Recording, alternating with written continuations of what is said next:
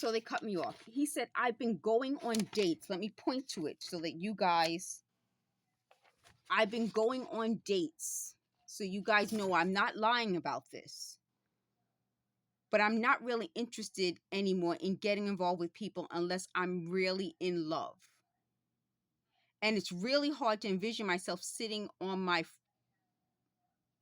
front porch watching grandchildren playing without seeing you next to me.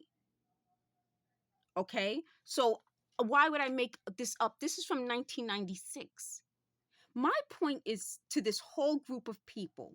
You wrote a book about me in which you described me as attractive, to which I guess, again, it has nothing to do with my perspective. It has to do with your perspective. Why would I come up with this years later? I want every bit of information out in the open for the public because no one would have believed me otherwise if I didn't have proof. They lied on me and said I falsely accused someone of something. Again, everything they do when it pertains to me is a bigger deal. But when they do it, oh, I'm supposed to just forgive and forget. Why should you be able to surveil me for 50 years or 40 something years and it's not a big deal? But I put out my own private information. This belongs to me. This is my letter. He can put his letter out from me also. What belongs to me, I can do with what I choose to do with.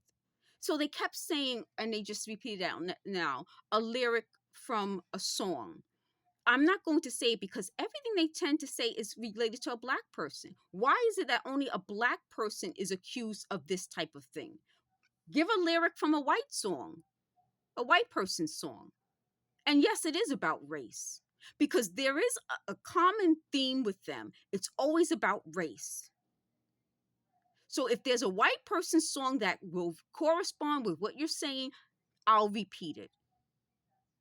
They would never do it this way with a white artist. Why? Because a white artist would be able to take them to court and demand every single transcript they claim they have. You claim you have audio for 50 years, I want it. You claim you have a transcript, I want it. And a white artist would want it also, because if this is their way of falsely accusing people of doing things and coming up and twisting a story until it gets big enough for them to say it out loud and falsely accuse people, then we need to know this. The other big deal about this is that they said someone, and I put it in a previous video, I'm not going to find the video, someone I went to elementary school with what is related to the police commissioner. I don't know. But that wasn't how they originally said this. As they originally said it, they said a name and they started just kind of hinting at that. So they wanted me to look into things. And at the time when I looked into it, I saw no connection and I said that. Do I believe them now? I believe nothing they say. I know them to be liars. Every single day they've been talking to me, at least from when I could clearly hear them in 2019, they've lied. They falsely accused me of claiming that a bunch of white men, including this man, Eric Shafir, that I accused him of rape. How would a man write this if I accused him of rape? They said, well, maybe he wrote it to cover it up and keep me on his goods, keep him on my good side. I don't know. Again, why would he do that? If he's a white person, I'm black. If this was true and they wrote that book based on it, he would have then brought this up. He wouldn't have remained friends with me for years and years and years and years until mysteriously then he went from being an ex-boyfriend to then part of this system where he claimed that he was giving me ideas and I heard his voice as part of this and he was talking back in real time so I knew it was him, it wasn't a fake. Do they really think I'm stupid? So based on all of this information that has to be out in the public, otherwise they would have killed me. There's no way I could have accused him of rape and he would say he couldn't envision with anyone else with his grandchildren but me on the porch and all of the other stuff. So clearly he asked me a big question and you people out there are smart enough to know what that big question was. And I wasn't going to put it in a card or a letter. So they reminded me, again, not my mind, theirs, that they claimed that our letters were being read because it was coming from a foreign country into a foreign country. Again, that's what they just said. But you see how this has to be done this way. So they falsely accused me of having a blog where I talked about celebrities. I didn't. I talked about the show The Bachelor. That is what topic would be allowed for me to talk about? I wouldn't be able to talk about the news because they don't like when I talk about the news. I can't talk about myself because then it's about me, me, me, me, me. I can't talk about them. So any of these people I'm not supposed to talk about. And then I can't talk about the show The Bachelor. I can't talk about politics. I can't talk about anything else. So again, here's my point, and this is a big point for me to make.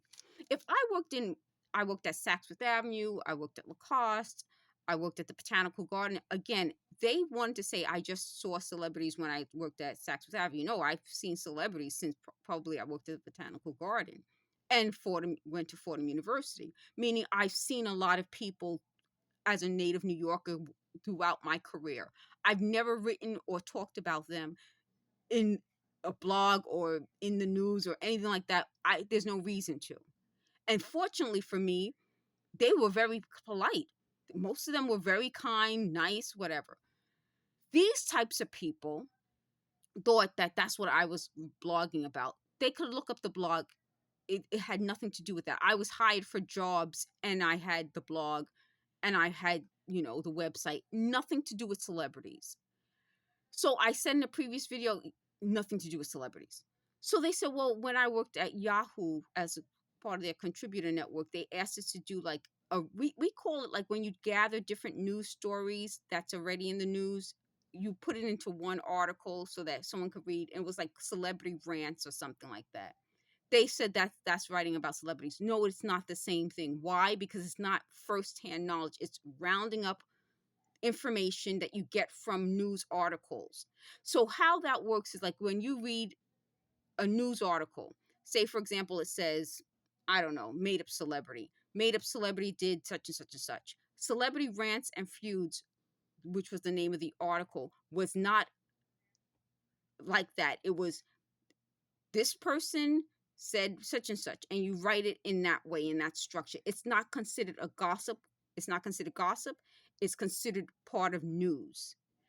Now, why is that important? And this is another big issue that's important because part of my job as a freelance writer is to write for websites. I wouldn't have a job. They want me to be completely unemployed, which was the whole deal with this.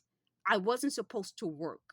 So if you are a celebrity and you have a publicist and you have people who release things, don't write about that. You're not supposed to write about. That's part of what they want you to do. And again, the network that I wrote for would never have us write gossip. We were not. So first of all, freelance writers typically don't want to be gossip columnists because you have to have firsthand knowledge of what you're writing about. Nobody wants your take on. For most freelance writers, they don't want your take on something unless it's a certain way. It wouldn't be gossip. It would be like writing news. It's not journalism. I'm not a journalist, but it would be more on line of news. Something happened and here is what happened, or here is. It wouldn't be like, you know. The other big deal about this is that if I'm writing about something and it's news and it's something that's in the news, I should be able to give my opinion. In their minds, I'm not entitled to that. I'm an American citizen. At no time did I give up my freedoms and rights to be subjected to their lies. This proves exactly what I've been saying. If I didn't have this paper, no one would believe me. It would be my word against theirs. And they felt the more people saying something means it's truer. No, it isn't. So at what point during their surveillance, they said it's been surveilling me all these years, would they have sat there and watched me molest a child? What kind of fucking shit is that? This is who they are. They said this is connected to Catholic school. What kind of Catholic can look themselves in a mirror after all of this? I know enough about Catholic and Catholicism to know it's a sin. It's a sin. I wasn't Catholic in elementary school, so I wouldn't be included with something that was about Catholics. I wasn't Catholic until June 1991 in high school. So I wouldn't be included in something that had to do with Catholics. That's what I'm telling you. If I don't keep saying this over and over and over again, these lies will just keep getting more people to lie, more liars, more liars, more liars. But more liars doesn't mean that the lie is true. It just means you have more liars. And I'm not going to associate with these people. The other last thing they said, oh, they said something else. And they said, well, they don't want me to do this. They met me doing this in 2016. This was on my resume. You met me doing this. Thank you for watching.